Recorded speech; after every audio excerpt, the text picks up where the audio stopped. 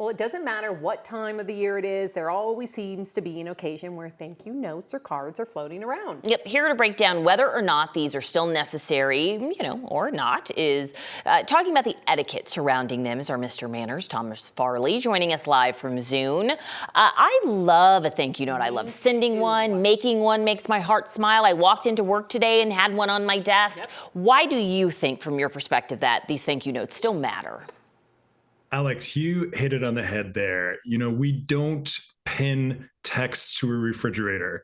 We don't put emails typically onto our corkboard at work. There's something really nice in a society and in a culture and a time when so much of what we do is not tangible, but intangible, and it's digital. Having that something that we can hold in our hands, that we know someone truly appreciated something we did for them, and that thank you note is the perfect way to express it.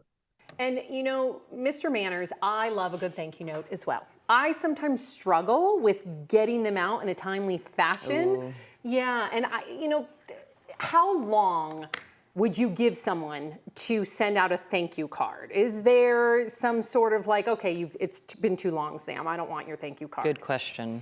Sure. So, Sam, Jacqueline Kennedy had a social secretary, and between the two of them, they strove to get out a thank you note within 24 hours of anything wonderful that happened in her life that she felt she needed to send a thank you note for. That's obviously an impossible standard for most of us. But I also recently was contacted by someone who said, it was 10 years ago that I got married and I never sent out my thank you notes. Is it too late?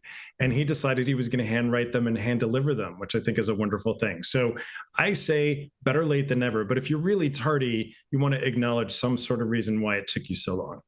That's fair. I feel like I'm always tardy to the party, but it's still to get them out there. But I'm curious from your perspective, what are the occasions that you want to thank you note that maybe you don't think about? I think it's obvious: wedding guests, job interviews, dinner parties, but those small things that maybe you don't think about.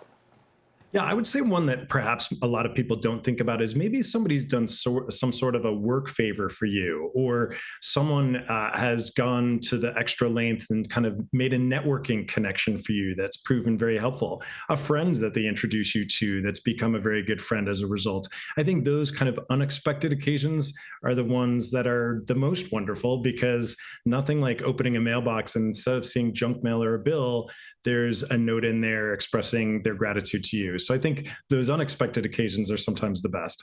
And what is the one occasion that a thank you note is absolutely not necessary? Is there one? Sam, you're going to love this. You never need to send a thank you because someone sent you a thank you. So you don't well, thank acknowledge goodness. the thank you note with another thank you note. Not that you can't acknowledge it.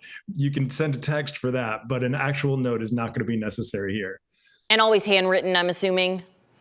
Handwritten is the best. I mean, if your handwriting is so atrocious that nobody can read your chicken scratch, I'd far rather you have something typed out that you print on your printer and pop in the mail. It's still tangible, but I think nicer if you can, even if your handwriting is somewhat unintelligible, to try and do that handwritten note.